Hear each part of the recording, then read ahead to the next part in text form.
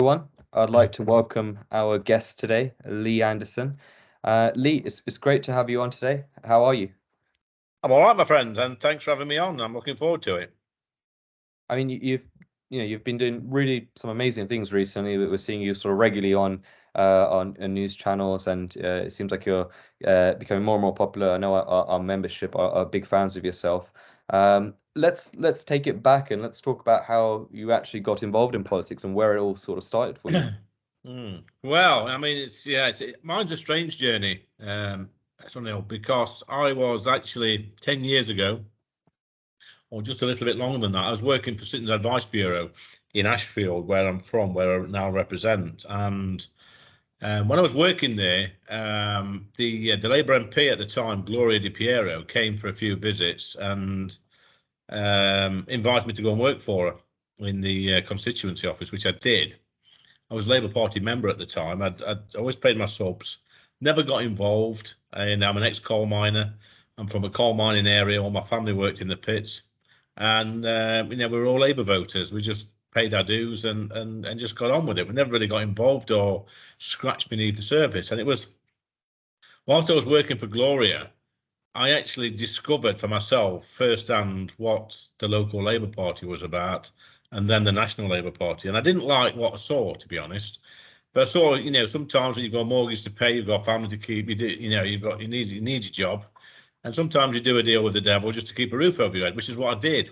And I became a Labour councillor, because I cared about the community where I was from, wanted to make a difference, because I saw councillors in the past who weren't actually doing anything.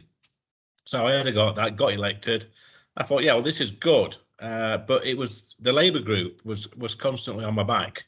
They weren't bothered about tackling things like poverty and housing and stuff like that. They were more interested in talking about Fidel Castro dying and waving the flag of Palestine. Nothing wrong with waving the flag of Palestine if that's your thing, but it wasn't something that people in Ashfield were talking about. I want to talk about the real core issues that are affecting real people in a real place like Ashfield. And then in 2018, in February, March time, during a Labour group meeting, one of the Momentum members, because it was heavily run by Momentum, the Labour group was, actually said to me, have you ever read the works of Karl Marx?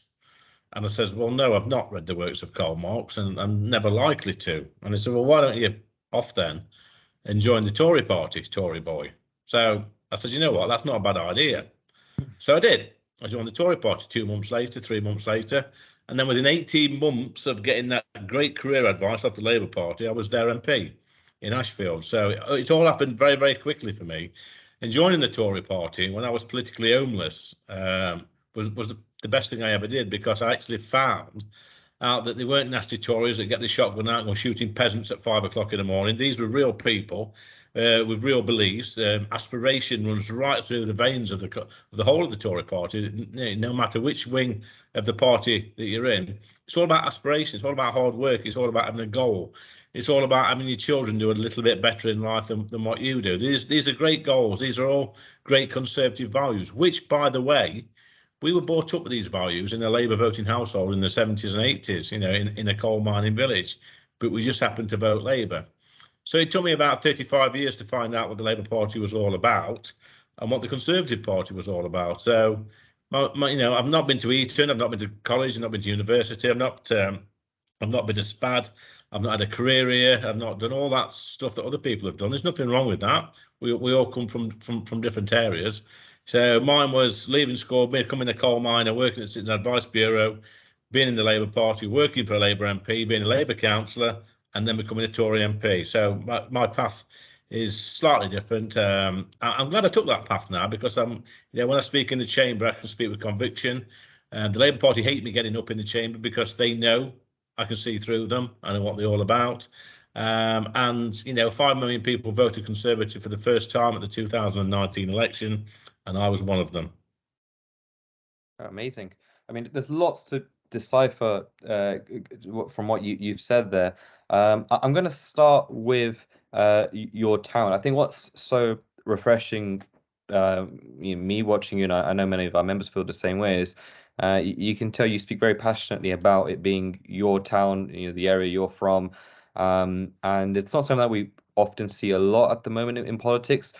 Has that played a massive role for you? So, the way I sort of asked this question is, do you think you could be an MP of another town, or do you think it's because it is your city and town, you have that Yeah. extra feeling? So when I went to become to go on the candidates list, applied for the candidates list, and I passed the test, if you like, to go on the candidates list, I said to the party that I'm only applying to stand in Ashfield. There's no other place I want to stand in. I don't want to be just an MP. I want to be the MP for Ashfield, and if I can't be the MP for Ashfield, then I'm not interested. And that was my pitch to the party. And luckily, it paid off. Because I wasn't interested in standing anywhere else. You know, for me, you know, I don't want a career here. I don't want to be a minister or a whip or anything like that. All I want to do is get up in that chamber and jump up and down and speak on behalf of Ashfield. I want to go and see ministers, the prime ministers, you know, the Home Secretary, the Health Secretary, the Chancellor, whoever I can. I want to go and bang on their doors and speak on behalf of the residents of Ashfield. It's incredibly personal for me because when I secure extra funding for our hospital, which I have done, that's the hospital I was born in. And when Ashfield Comprehensive is going to be rebuilt next year, that's the school I went to. You know, so it's all very personal. Every bit of funding I get, the Towns Fund, High Streets Fund, 70 odd million, they're my towns. I go in there every single day when I'm at home. So it's a very personal thing. It's a personal mission. I feel incredibly proud. And to be honest, I think most people in Ashfield now don't even see what party I'm in. They just see that I care deeply about the area. And I think first and foremost, that's the most important thing to be in the MP for the area. And I'm incredibly proud. And I'm so lucky to do the job I do. I mean, it's yeah, like I said, it's so refreshing to see because it's not something that I don't think is that common, regardless of Labour, Tory, wherever we see that we get so many people from the town that they're from standing, and you can definitely see it with yourself what it means and the feeling towards it. Of course, I'm sure that comes with some challenges, and you've talked really well about it in the past in terms of the almost the gap between the real working class, actually everyday people, and sometimes the Westminster or the London sort Yeah. of bubble. How difficult, easy is it trying to navigate that? So trying to maybe tell the Westminster bubble that this is actually what's going on in the real world. Is that Well, challenging? it's difficult because there is a bubble here, and the bubble consists of MPs, it consists of peers, lobbyists, media, staffers, you know, the whole 9 yards. And that's not the real world. This is a bubble where we all get wrapped up in our own self-importance. We don't want to upset anybody, don't want to say the wrong thing. You know, people don't. Not everybody I come across in this place. There's a few of us, but actually always say what they mean. But I mean, it's easy for me. Like I say, so I haven't got to impress anybody down here. The only people I've got to impress is the people of Ashfield. And if I ruffle a few feathers down here and sometimes say something that's a bit risque, as they say, or you know, not compliant with how we should be speaking, then I think, you know what, sorry, you know, it's my job to speak like the people of Ashfield in the same accent and say the same things, which is what I do every single day when I'm down here. Nobody will ever change that. And if I lose my seat at the next election, then so be it. I would have spent 5 years doing the best job in the world, speaking up on behalf of the people of Ashfield, and forevermore, my name and the word Ashfield and Eastwood will be in Hansard books forever. And in 200 years' time, my descendants can look at that and think, you know what, he spoke up for us. And that's what I want to do. Make sure that everybody in this country knows where Ashfield is. You know, it's an interesting one because I just live just outside of London, but you know, I work in London, so I do see the gap in terms of not just with the staffers or the politicians, even just the people, the mind frame slightly different, the issues that that kind of area has. But I would argue it's not just London, New York, these kind of big city. I think there's you could argue there's a serious divide between these big cities and the rest of the country. And in terms of Ashford, what are some of the concerns that you see at the moment in your city? Like, what are some of the things that they're most concerned about? Well, it's not a city, so no, it's three Okay. large towns. Look, we're a coal mining area in a textile area, but we've not had coal mines since the early 90s. all the textiles have gone. So there's quite a bit of deprivation. And I always say in red wall areas like Ashfield and Mansfield and Bolsover and Don Valley and Rother Valley, all these places, not just Ashfield, have got something in common. And that is they've always had Labour councils, which a lot of them have, and they've always had a Labour MP. And the other thing they've all got in common is that all the high streets are derelict, defunct, there's deprivation, there's poor housing. So for 100 odd years, all these areas, these red wall areas, have suffered under Labour rule, if you like. So 2019 comes along, we have Brexit, we have Boris, we have Jeremy Corbyn. 3 ingredients there which got us elected. And people expected change. That's what they voted for. They didn't vote for Lee Anderson, the Ashfield resident ex-coal miner. They voted for change. They voted to get Brexit done, a bit of Boris. They hated Corbyn with a passion, but more important, they voted for a change of direction. They were fed up of getting the same old dross from the Labour Party. So that's what it's like in Ashfield, and that's what it's like in a lot of the red wall areas. But the levelling up stuff is so important, because Boris did used to say that, apart from the levelling up, that talent is spread evenly across the UK, but opportunity is not. And for me, that's the key part of levelling up, not spending £20 million on a new shiny building and putting some computers in. It's about realising opportunities, potential and opportunities for young people. Now, I always say, Sunil, that we're very good at this country in spotting talent in children at 5-year-old, if from a football point of view. Football clubs go and pick a 5-year-old off the park and send him to their academy, and then 20 years later he's playing for England. They can do that, and they invest time and they invest money. So I always say, if we can do it with sports people, rugby, football, cricket, tennis, whatever, then we can do it with academia. Teachers should be able to spot talent in a classroom at an early age. But then, more importantly, the teacher should have somewhere to go to take that child, or to signpost that child, or to get somebody in and say, you know what, this child excels at maths, or excels at English, or at history, or geography, whatever. We should be able to do that, and we don't do it in this country well enough. So our real talent is children. And I think we've let children down over decades and decades. But there is a way. Follow the football model. Get the brightest, the best, and don't take them out of school altogether. But invest time and money in these people, and then we can stop this silly points-based immigration system which we've got, where we brag about importing the brightest and the best from around the world. That's nonsense. We're brain draining other countries. We're de-skilling other countries. What we should do is realise that the brightest and best are actually in this country. Because I actually believe that there is a brain surgeon on every single street in the UK. Yeah, I totally agree. You look at our academic system, the universities. There's a reason why people all over the world want to come here and spend the fees that they do spend to come here, and it's evident we have those answers here. And that leads quite well onto illegal immigration. You've been a really good advocate in terms of the UK doing better with its borders, doing better. Just generally having a much clearer system there.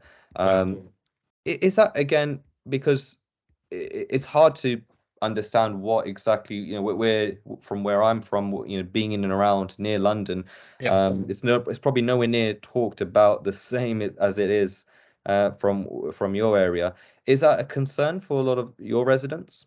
It did. You have to realise that when I worked in the coal mines in the 80s and 90s, I worked with the sons and grandsons of Eastern Europeans who came to the UK just after the Second World War. These were displaced people. These were people that couldn't go back to Russia or the Eastern European countries because nobody wanted them. These were people, some of them had been forced to fight for the Nazi Party on the Russian front, so they couldn't go back. They faced certain death, but they came here, and we gave them a home.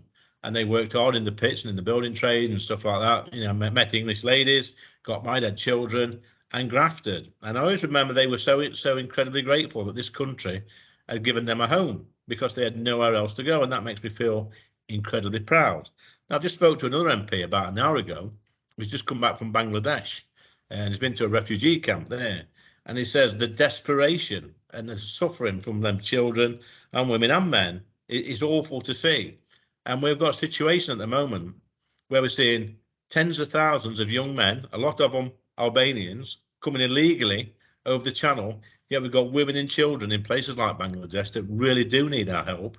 So, and our country can't cope. So for every one or every 100 we take from Albania, that's 100 we can't take from another country that desperately needs our help. And the left, the Labour Party, these charities that set up, they don't seem to get it. We are being taken for a ride. We're being mugged off by these people traffickers, when actually we are a kind and caring and loving nation that's offered refuge to genuine people. And I think, as a fair society, I think most people in this country are fair-minded. If we saw women and children coming from these war-torn, genuine people, we'd open our arms and wrap our arms around them. But when we see young men between the ages of 18 and 35 coming over making TikTok videos, and we seem helpless, that's just wrong. And that's why whilst ever I've got a breath in my body, and whilst ever I'm in this place, this bubble, I'll keep banging on about it until somebody actually listens. I think it's evident, that it's illegal immigration is bad for legal immigration, right? So, like, it causes, we are at the end of the day a tiny island, as amazing as we are, and there's only so much land that this country has, and can it can have in terms of how many people it can be here. So, I can imagine it's very challenging, because over here, we're, especially sort of the London area, it's a lot more. It's almost as if talking about illegal immigration, dare I say, for somebody like you, a white male, is probably very difficult, in terms of, I always the joke, I think if you're a white male over the age of 30s, your vocabulary is very small in terms of what you can and can't say. Do you have to deal with that sort of almost bigotry, that sort of nonsense, because of maybe your profile and the things you say? Well, no, I'm not mindful of what I say, because I think if somebody like me has got to start watching the language he uses and be careful about every single sentence that comes out of my mouth, then actually we start losing the battle. As long as you're not offending people and being nasty and horrible and inciting hatred, you should pretty much be able to say what you want. It's okay to upset people. It's okay to hurt somebody's feelings. I could say to you, I don't like your shirt, I don't like your tie, I don't like your beard. I could upset you. You might go, way to go, I feel upset. But it's okay to do that. It's okay for you to upset me and disagree with me. But we sort of sleepwalking into a culture now where we're having to think every time we type a word or every time we say something. And I think that's just so wrong. And especially when you do a lot of media stuff like politicians do, like myself, you're always looking for somebody for that gotcha moment to trip you off and trip you up. And remember, a lot of this stuff's live. So sometimes you do make the odd slip up. You say something that just slips out. That's just human beings being human beings. It don't mean you're nasty and horrible. Look, we all have the slip of the tongue sometime. It's happened to me. But as soon as you do it, it's on Twitter, it's on Facebook. Everybody knows about it. You've got the press hounding you. And you know what? People say they want more proper human beings in politics, real people that make mistakes. Yet when you do make a mistake, they just jump on you and haunt you and hunt you down to the ends of the earth. So, but I've got thick skin. I wasn't really prepared for it when I first got to this place, but now I am. So I'm not saying that I watch everything I say. I try and be a little bit careful sometimes, because politics can be a passionate place. You can get excited, you can get upset, you can be jubilant. And when you're debating in the chamber or on a TV program, you do get excited. And it's like sports. It's like a football game sometimes. People get in trouble on a football pitch for saying the wrong thing or making a bad challenge. But that's just how it is in life as well. You get involved, you get in the zone, you get in the moment, and sometimes you say things that you don't really mean. But as long as people can forgive you and say, I understand, I don't agree with what you said, but I understand why you said it. Let's move on, accept your apology. That's fine by me. I mean, going on to that, it's sort of cancel culture aspect that's clearly just so ripe right now. I think it's so refreshing to have people like yourself almost being quite forthright about it and really tackling it head on, as opposed to moving around it. Do you wish sometimes more of our party would do the same? Because it's sometimes, we see people like yourself do it really well, and there are a couple others I think you could probably put Priti Patel in that category. I can't think of too many where we're quite forthright about the fact that we believe in freedom of speech. Don't have to agree or like exactly what we're saying, but do you wish maybe we could maybe tackle it a bit more? I wish we would, and I think we work in a culture where presentation is key. Presentation is everything for a lot of people. They've got to look the part, and say the right things and come across and be media savvy, not be too I don't know. A lot of times colleagues on both sides will sit on the fence. They don't want to ruffle any feathers, and that's fine. That's fine. You know, you need a few more. You need sensible people here that will, you know, be very, very thorough and methodical and forensic. But also, you need characters. You need people that's going to say what they actually think. And you know, for the main, I mean, well, since I've been here, the party's left me alone. I mean, I've been, you know, hunted down in the media, and some horrible things have been said about me, which people may think is horrible. I think, you know, it's water off a duck's back. You know, some of the outrageous things they print about me. I got voted the worst man in Britain by the Daily Mirror. You know, somebody's going to sue me every week for something I've said about travellers or something like that. But actually, when I get off that train on a Thursday and I walk through my town up to my house, it's a 20-minute walk. People come out the shops and the pub and stop and have a chat with me. People will pit their horns and they all say the same thing. Well done, Lee. You're saying what we think. We've seen you again this week. Keep it up. We need somebody like you to speak up for us. And whilst ever that's happening in my life, when I'm in Ashfield, then I know I'm doing the right thing. And like I say, if people down here don't like it, then that's their problem. They probably need to get out more in their own constituencies and speak to some real people. I think that's exactly it. Do you think the big difference is, and I would say this, I don't know if you would agree, that you probably speak to actually real people. You actually, you know, you're out there knocking on doors and you have a understanding of what real people think. And often this criticism comes from people who don't do the same and who do live on social media and I think some of the TV outlets that I've done some of the media stuff, and I always make this joke. It's like you have to have a certain social stand to believe in to be on these channels. You have to be pro BLM. You have to have this contract almost with the BBC IC that you have to believe in before you can speak. And if you don't agree with those things, maybe someone like yourself, you're ostracized, you're targeted. And have you had that experience? Not really. You see, before I became an MP, I was the sort of person that would go out to the pub 2 or 3 times a week. Sometimes, not very often, going to the supermarket with the wife, but not very often. I'll make that quite clear. But going to shops, going to cafes, go for long walks in the park with the dog, do all that sort of stuff. And when I became an MP, when I got elected, I thought, you know, I can't stop this stuff. In fact, I increased it. I made sure that I did more of this, so people couldn't say, you know, he's wrapped up in that bubble down there. We never see him. And the comment I get all the time in Ashfield is, you know, you're one of us. We see you around. We see you at pub. You're approachable. And you know, and I don't always go in the posh pubs, because we've not got many posh pubs in Ashfield.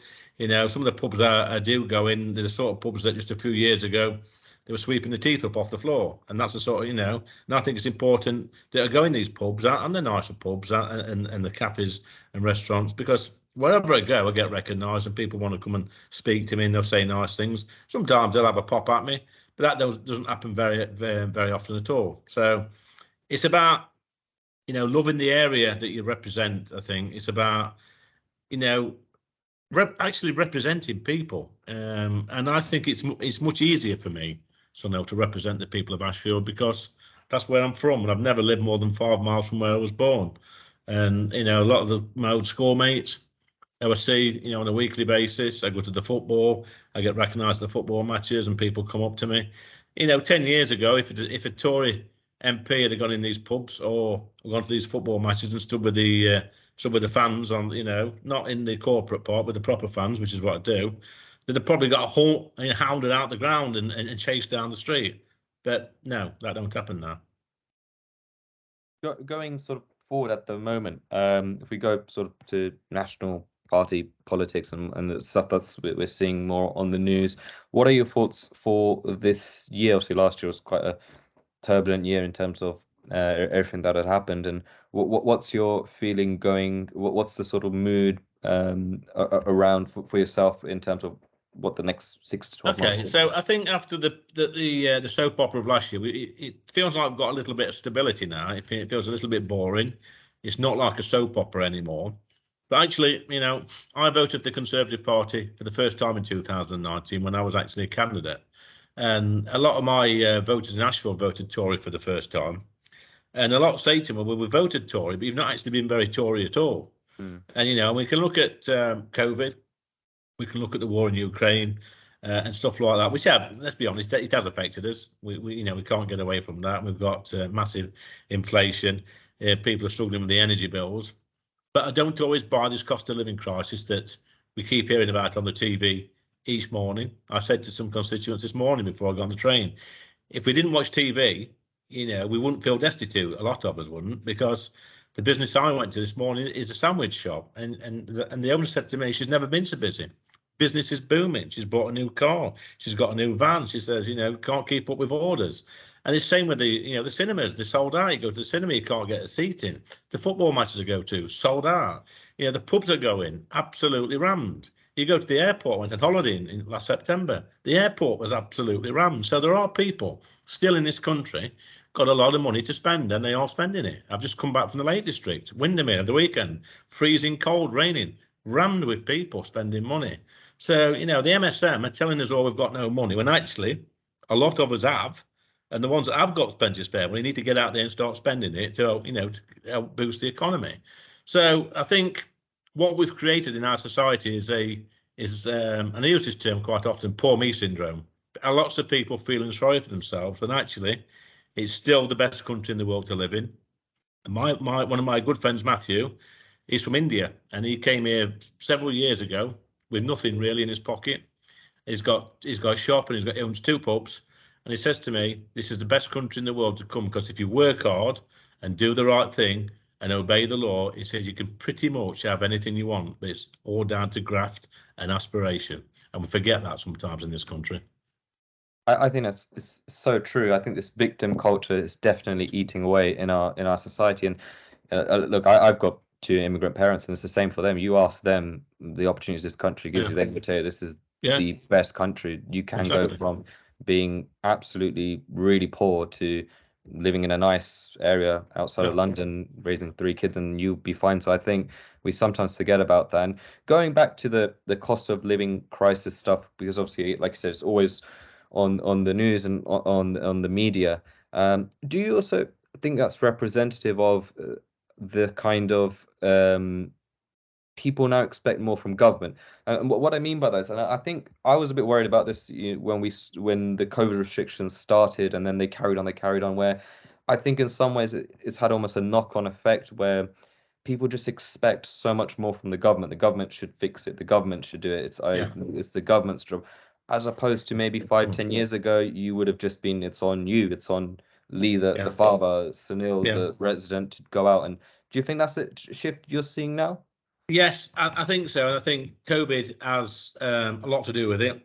I think social media's got a lot to do with it as well, because we have, and the woke culture. We're becoming a nation where there is a particular part of society that I think want to stay in bed all day, complaining about the anxiety problems and the mental health, and expect everybody else to pick up the tab. And I see that far too often, when actually, the way this country is going to get out of the hole it's in is by people getting to work, by people upskilling, by people training, by people getting better education, and by people playing their part in driving this country forward. I think it was it Kennedy who says, ask what you can do for your country, not what your country can do for you. And I think that's the sort of message I want to drive forward, is that this is a great country. It's a relatively safe country. We've got a decent health service, we've got decent education, we've got all these wonderful things which we take for granted. We feel safe on the streets at night. And there's all these other countries all around the world that don't have this stuff. Yet there is still a small section, but it's perpetuated by the woke left and the Labour Party and the unions and some other these organisations that keep telling us that we're victims, we're not very well off, we're poor, everything's horrible, we're all going to die, the sun's not going to come up. And it's absolute nonsense. This is the best country in the world by a million miles. It's about time some of us woke up and realised that fact. I think one of the best things I've heard recently, and I think it's so applicable to now, I think Ronald Reagan said the best social program is a job. Getting a job is the best thing you can do in terms of getting a job, getting married, having kids is the best purpose in life you can have. I think at the moment we're seeing, we are seeing a decline in a lot of so-called, I wouldn't call them traditional things, but I think in 2023 they've become traditional things now, which is getting a job, almost getting married, having kids is like it's become a burden. It's a different kind of mind frame. And I think instead it's almost being replaced by, I'm going to get on the M4, the M25 and glue myself to the ground. And that's my new purpose. And I think sometimes if you just went out and got a job, it's a much better purpose, and you're Yeah. actually helping society so much more by doing that. You're getting a job, you're filling, you're growing a business, you're then paying taxes. It's actually very purposeful, and I think there's a massive drop there. Do you see that in maybe Yeah, I think where we are now? I think what you're saying, what I guess what you're trying to say is that it's important that people have a stake in society. And you know, when I left school in the early 80s, it was you left school at 16, you went down the pit, or you went in the army, or you got a job in the factory. Now I see some of the millennials now they're not expecting to work till they're 30. They'll go to college, take a gap year, and then go back to college, take another gap year, mess about for a few years, trying to find themselves, and then then they might do a PhD, and then hey presto, they're 33 years old and never had a job. And I see a lot of that, and I've seen it in my own area actually, not massively, but I have seen that. But it's important that people, you know, realise that this is a good country, but realise it's only a good country because millions of people have got a stake in it. They go to work, they pay their taxes, they contribute towards society. You know, we've got a decent police force, we've got decent armed forces, but these aren't things that happen out of thin air. This is driven by people.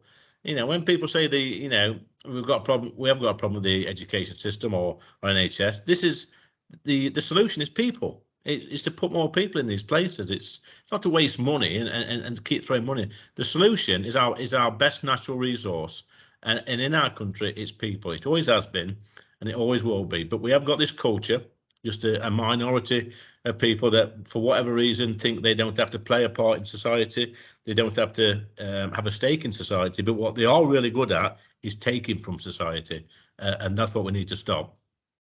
I think it definitely is a minority, but do you think it's a very loud minority? I think sometimes with this woke culture, I have to often, you know, I'm on social media, check myself in the sense of, you know, it'll feel like, you know, the things you say, maybe I say, where, you know, I think on social media we lose in terms of that. If we're doing the percentages, we're on the bottom 10%, but I would argue you're probably in the top 67. I'd say you represent a lot more of the country in the sense of, but a lot of them are silent. They're not necessarily on Twitter and you know going, Lee, you're amazing. Whereas the guy who wants to say horrible things definitely is, and his friend is, and they're circulating. So do you think it is a silent majority that's just getting? Because it's hard to tell. Is it a silent majority? No.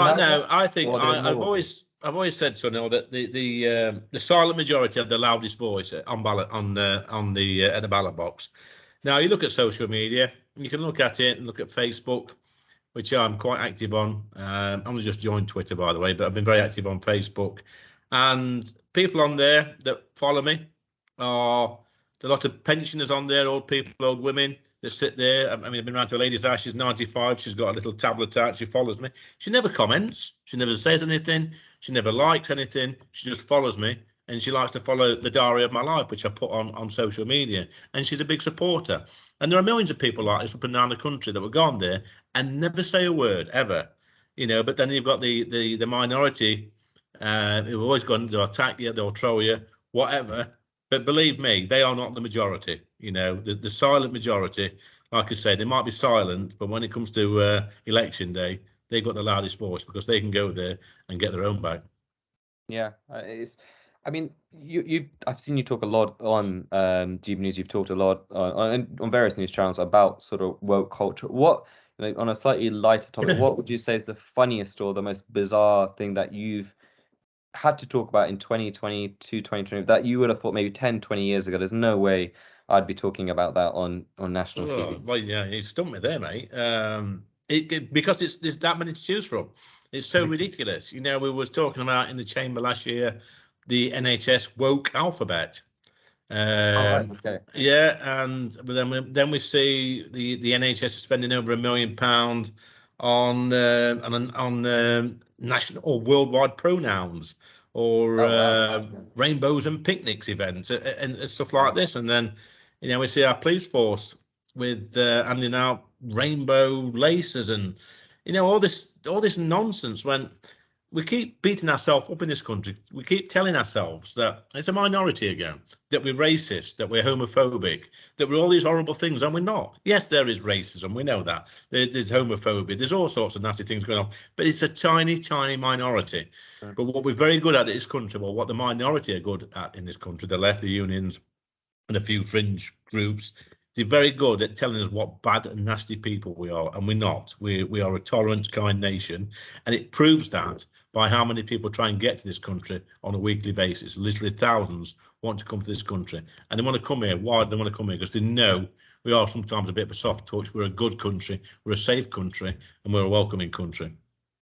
We'll touch a bit on the NHS, obviously very topical right now. But again, it's so true. Some of the stuff, these racist groups, or, the anti-racist groups, the anti-homophobic groups, I often will say that it's the people who run these groups they're not reflective of even those people. I think a lot of time, if you really scratch the surface, it's typically middle, upper class, young white men, women who are wearing skinny jeans, got long hair, got a hemp vest on, probably have a hot spliff at night time, read the Guardian, and completely out of touch. They're not black, they're not gay, they're not trans, they're not any. They're just, and I go back to that point. I think they're just seeking a purpose. They want to show, look, I'm not racist, and Lee, I need to educate Lee. That's my purpose, and I need to educate Snil, and this is what it actually means if you're. And it's really a bizarre trend. I think definitely is. I'd like to think it's not necessarily growing. Like I'd say, it's just people getting louder, and I think we're seeing that even. I think today with some of the stuff. Prince Harry obviously has been all over the news in the last couple of weeks, and we've seen, I think he's polling today the lowest that he's ever polled, and so I think there is a real. I'm hoping we'll see a correction in society where we start to really think that we've just gone way too far now. No, I agree with that, son, and I think it's important. And people sometimes say to me on social media, "Oh, you're harping on about that again." Well, I have to, because I've got children, and one day I might have grandchildren. And as a politician, as a member of Parliament, I feel a responsibility to leave this planet and hopefully leave this country in a better position than when I arrived here. And if I'm silent and don't call these things out, then I'm not being true to myself or to what I believe in. And like I say, I can't big this country up enough. I think it's a great country, but we're on a slippery slope if we don't call this woke nonsense out, this culture stuff. We should not be ashamed of our past, our history, and our heritage. We've not always done everything perfect in this country, but this country of ours has been a gift to the whole world. It really has. I truly believe that. The British Isles has been a gift to the whole planet. The amount of stuff we've done for this world, whether it be discovering medicines or inventing the railways or science and technology, or abandoning the slave trade, whatever we've done, police forces, on navies. It's all started here. It started in this country. And what we should be doing, these woke people should be saying, you know what, this is a great country. These are the gifts we've given to this great planet of ours. And they don't do that. They just apologise. And that's nonsense. Well, we as an organisation, I think, especially in the last couple of years, as we've sort of grown and stuff, we've definitely naturally engulfed in a few battles where you have the kind of, you're promoting British Empire 2.0 and all that sort of nonsense. And every time I go on any of these TV appearances, I have to say the same thing, which is the Commonwealth is a voluntary organisation. Every country voluntaries, and I've got in trouble in the past for doing this, but I don't. I've always avoided doing the Empire talk just to always differentiate, to get into people's head the Commonwealth. But I've recently been doing it. If you want to go Empire talk, then compare it to other empires. Like, there is no point comparing the British Empire to 2023 social standards. We know the certain things that were wrong or whatever. But if you want to compare it to other empires, there was no more liberal empire than the British Empire. It abolished slavery. It brought in democracy across to multiple different countries. So if you're going to compare it to empires, if you're going to compare it, and make do it to other empires where it's fair, you can't do it to 2023, which is just. And ask yourself the question, Sonel. We had, I think, the largest empire ever on this planet. The British Empire was the largest, but also a lot of these countries that since then have gained independence. In places like India. Why is it that a lot of their people want to come to this country and live here and settle here? So we might have done some dodgy things in the past, some horrible things in the past, but actually I think we've been a force for good. We've been, which race hasn't? Which religion? Which race hasn't? I mean, there's no, and I think that's my frustration sometimes in this country, is we're so quick to talk about how bad Britain has done or whatever. Which you can't name a country, a region. in this. Well, that's not done some. Well, by 2023 standards, some really horrible things. When people, Sunil, are leaving this country in their tens of thousands, which they're not, then I think we've got a problem. It's the other way around. People are coming here in their tens of thousands, which says to me one thing: we're a good country. But I think again, more power to you in terms of tackling the woke culture, because one of the things that sometimes people may direct towards yourself or other people is, is it the most important thing? Because that maybe would be a counter thing, which is, what about, is it really such a big deal? I'll give an example. The Lia Thomas, the swimmer, who's identifying as a woman now and competing in swimming for women in the national championships. And a lot of people would say, well, you know what, they may agree it's wrong what he's doing, but they'll say that's a really small portion. That's just swimmers, right? That's just these swimmers. But where I would argue is we saw it with the Girl Guides, where we saw when they made their policy. I know they've reversed, or they're thinking about reversing, where with this gender self-identification sort of ruling, they were allowing potentially a 16-year-old boy sleeping in the same tent as a 5-year-old girl, and that goes beyond woke culture. That goes into safeguarding. So I think it's amazing that you do continue to keep talking about it, because some of that stuff is an example. If you don't, this will get passed through. Yeah, and you was right what you said previously about these people making these decisions. They're normally people that's got no idea, and the thing with it's a good example actually, the trans swimmer, because I look at some of the young girls in Ashfield at the local swimming club. They're training to be swimmers from 4 years old, and they train right through to 15, 16, and only a tiny amount actually make it to that competitive level where they can go and compete at the highest standard. So imagine being a 16-year-old girl, you've trained for 12 years, and all of a sudden, somebody who's been a bloke until they're 18 and 19 comes along and decides to compete against you, and possibly changing the same changing room. It's absolute nonsense. And any woman that defends this actually is not doing their own sex a favour on this, because this is not just about the woke culture and calling out some of this trans nonsense. It's about sticking up for women and women's rights. And what sort of message does it send out to young women that you know what, you can train and work hard all your life, but guess what? When you're 18, a bloke's going to compete against you. Somebody who's developed as a man, gone through puberty as a man, trained as a man, who's stronger than you, who's going to be better than you because he is physically a man. And all that training and all that stuff you've done has been for nothing. It's just so unfair. And I don't want to be talking about this stuff, Sunil, but it's a distraction. But it's a distraction you cannot ignore, because if we ignore it, it'll creep into every walk of life. And then before we know where we are, we're going to be in a right mess. I mean, what's really so sick and disturbing about that example is, he's not even had the surgery. So there's been no surgery since. No, it's just cheating. And what I think worries me and also annoys me the most is how women, fellow swimmers, have complained, saying they feel uncomfortable, being in the same changing room as him. We know he's attracted to women, and he's obviously, they're all taking their clothes off and they don't feel comfortable. And the response initially from the NIAA is, you're being transphobic or whatever. And it was only until a group of women wrote, and even still, they haven't actually been able to do. And it's been, I think it's, I was joking with one of my friends recently. One group I never thought I would ever appeal to, or a group that I would have reasonable chats with, is feminists. But this is one thing that we definitely agree on, which is just, this is almost damaging women's rights I would argue maybe the worst way in 20, 30 years. This is really, there's a group of people it's hurting the most, is for sure women's rights. Yeah, no, I completely agree, Sonal. And we know what a woman is. My mother knows what a woman is. My sisters know what women are. But we're becoming a society where there is again this small minority who struggle to admit or struggle to say what a woman is. And a woman is an adult female. It's as simple as that. I mean, why can't certain politicians, certain people, in the higher walks of life, just admit that? And the fact that we're having these silly conversations, it's boggling to me. It's absolutely mind-boggling that we actually talked about this nonsense, and it is nonsense. We've got more important things to talk about, more important things to do as a country than decide what the difference is between a man and a woman. Look, I always say this, and it's a little bit light-hearted, but it's a serious point to it. When I was born, the midwife said to my dad, "Congratulations, Mr. Anderson, you've got a baby boy." She didn't say, congratulations, we don't know what you've got. Wait till about 18 years' time till he's made his own mind up. It's nonsense. A boy's a boy and a girl's a girl. Well, nowadays it's not even 18 years, right? You can, it's like, well, 5. It's It's 5 years old, isn't it? Yeah.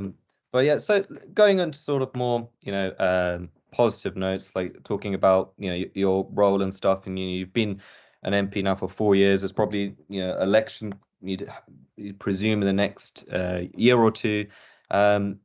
What are some of the challenges that you think as a party we're facing, and what can we do in the next 18 months or however long it is to try and, if you like, shift that momentum where it's clear Labour have made some gains. It's hard to say if it's Labour gains or us as a party that are messed in terms of improving. What can we do in the next 18 months? Well, what we need to do is we need to be conservative. We need to get back to the basics, and the basics are low taxation, is law and order, and control our borders. If we can get that right, which we should do, it's in our manifesto, then we should be okay. Because Labour are ahead, sometimes 20 points ahead. But when you actually ask anybody in the street in Ashfield what the Labour stand for, they don't know. And when people say to me they're very grumpy with the Conservative Party, which a lot are, especially the first-time Tory voters, and I say to them, well, are you going back to Labour next time? They say, no, we're not. You need to get your act together. So they're there. These are soft, what we call soft Tory voters, the people that, voted for us, some of them reluctantly, but, the jury's still out, the door's still open. They want to vote for us again, but we've got to give them an excuse to vote for us, because if we don't, then they can punish us, because voters in this day and age are very nimble. They know they can affect things. Look at the Brexit vote in 2016. We look at the landslide that Boris got us in 2009. So they know their vote counts. And if they get grumpy with us and we think we're not doing our job, they'll go out and punish us. And you can't use the excuse that, it will be worse under Labour. That's a poor excuse.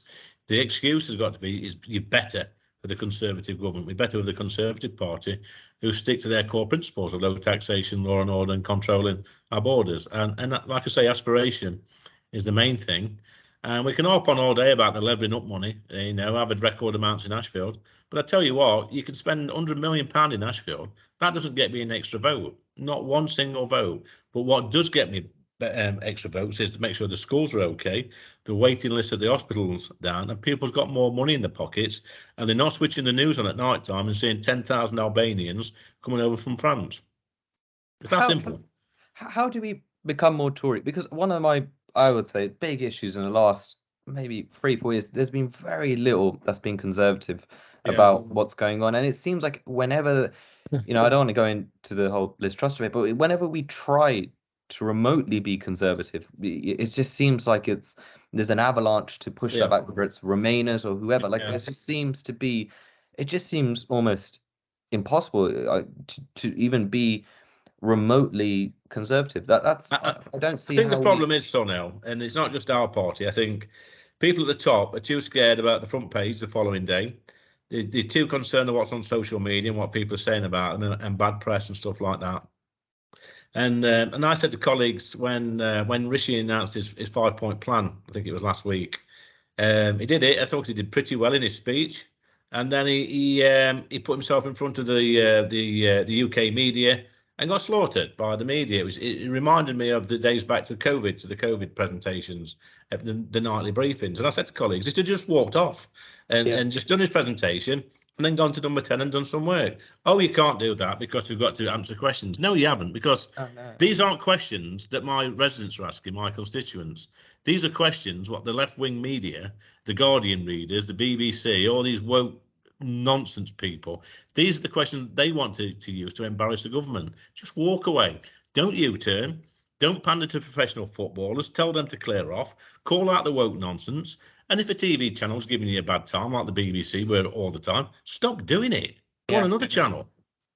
Agreed. I don't understand. Like, it's like some of the debates I saw with Rishi Sunak in the BBC and stuff. I honestly, when he was running, I wish he just said, I'm from a really rich family. They worked really hard. They made a lot of money, and I'm super privileged. I'm not sorry about that. But rather than and even the NHS question, I think just I go to a private GP. I make a lot of money, and that's why. And it's better. I sometimes feel like we're pandering a lot to these groups. Oh, and by the way, if I go to a private GP, that frees up a GP space for somebody else who can't afford that. I don't understand why we sort of do that at the moment. So do you think it's almost having the character or the strength to almost say as a party to basically say, we're only going to speak to the real world, we're going to address this, and we're prepared for the backlash from media? Because I would argue BBC, these channels, I think they speak to London 18-year-olds, 40-year-olds in that state. I don't think they speak to anyone else. So do you think it's having that almost character to just say? I think there's certain colleagues of mine that have to realise that people in red wall areas like mine don't give a monkeys how much money you've got. They don't give them. They're not bothered what school you went to, whether it was a private school or grammar school. What they're interested in is that you can govern this country competently. Stop apologising for being successful. We want to see when people say to me, Labour voters, if Rishi's a successful businessman or so and so's a successful whatever, they're the sort of people they want running government departments in this country. They don't want somebody who's got a bit of a gob on them in the Labour Party who's never done a proper job or been successful coming along and saying, I can run the education department or I can run the health department. We want proper people who's got, not always the best education or been to private school, but people who can actually do the job. Stop apologising for being successful in a previous life. We want successful people at this place. We need a balance. I on this platform we have these regular podcasts, so people know Rishi wasn't my first choice when coming voting, but at the end of the day, you can't argue in terms of credentials, in terms of like you said, you'd rather have a successful person as a prime minister than an unsuccessful person. So I never understood that. Sometimes the criticism I have towards this, never towards the wealth or his credentials. I think that was almost a bit of a bizarre. But let's end on a sort of slightly happier kind of note. Let's just say, we started 2023 now. What are the ideal things that you want to see as us as a party do, and you in Ashfield? How can we kind of answered it before, change the ship, but in terms of starting from, I don't know, tomorrow, what would be the your almost ideal plan? If I had to draft a manifesto, I sort the price of fuel out at the pumps, because we're being ripped off every single day at the pumps. We know we are. Get that back down to about £1.30 a litre. We've seen it creep down to 140 in places, but it's gone under the radar. The MSM's not reporting that. Stop the small boats. I think the new legislation we've got coming in next month should fix that. But we've also got to be brave enough, once we get new legislation, is to ignore the ECHR, ignore large swathes of it. If they're overruling our judgments or facilitating appeals or whatever, just ignore it. Get these Rwanda flights filled, send people back the same day, lock these people smugglers up. People want to see strength in their leaders, and I think sometimes we're too scared of upsetting the people that will never vote for us. And the organisations that will never support us, and pandering to to the left wing, the Labour Party, etc. Do that, sort these strikes out, halve inflation like is promised, put more money back in people's pockets. Let's see a downward trajectory on income tax ready for the next election. If we can get that right and people feel safe, they feel better off, we've sorted our borders out, we've sorted the strikes out, then there's no reason why they shouldn't vote for us again.